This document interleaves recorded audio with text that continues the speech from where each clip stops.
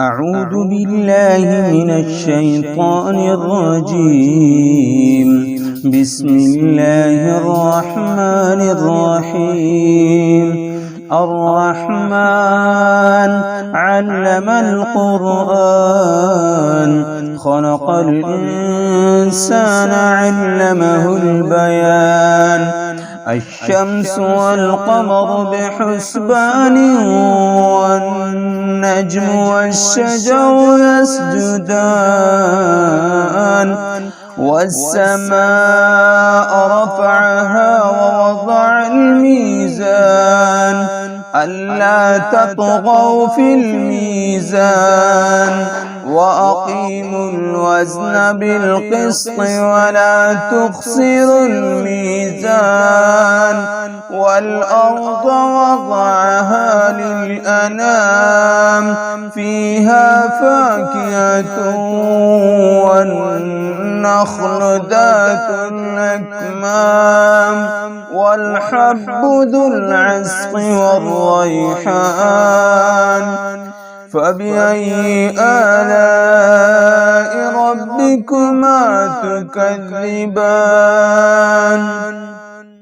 خلق الإنسان من صلصال كالفخار وخلق الجان من مارج من نار.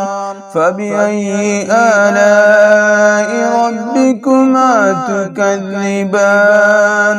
رب المشرقين ورب المغربين.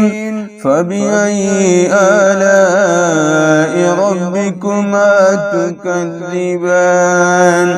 مرج البحرين يلتقيان بينهما برزخ لا يبغيان. فبأي آلاء ربكما تكذبان؟ يخرج منهما اللؤلؤ والمرجان. فبأي آلاء ربكما تكذبان؟ وله الجوار المنشآت في البحر كالأعلام. فبأي آلاء ربكما تكذبان؟ كل من عليها فان ويبقى وجه ربك ذو الجلال والإكرام. فبأي آلاء ربكما تكذبان؟ يسأله من في السماوات والأرض كل يوم هو في شأن. فبأي آلاء ربكما تكذبان؟ سنفرغ لكم أيها الثقلان. فبأي آلاء ربكما تكذبان؟ يا معشر الجن والإنس إن استطعتم أن تنفذوا من أقطار السماوات والأرض فانفذوا لا تنفذون إلا بسلطان. فبأي آلاء ربكما تكذبان؟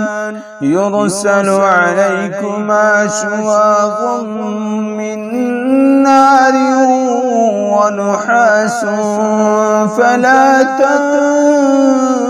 تنتصران. فبأي آلاء ربكما تكذبان؟ فإذا انشقت السماء فكانت وردة كالدهان.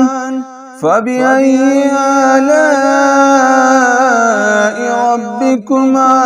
تكذبان فيومئذ لا يسأل عن ذنبه إنس ولا جان فبأي آلاء ربكما تكذبان يعرف المجرمون بسيماهم فيؤخذ بالنواصي والأقدام فبأي آلاء ربكما تكذبان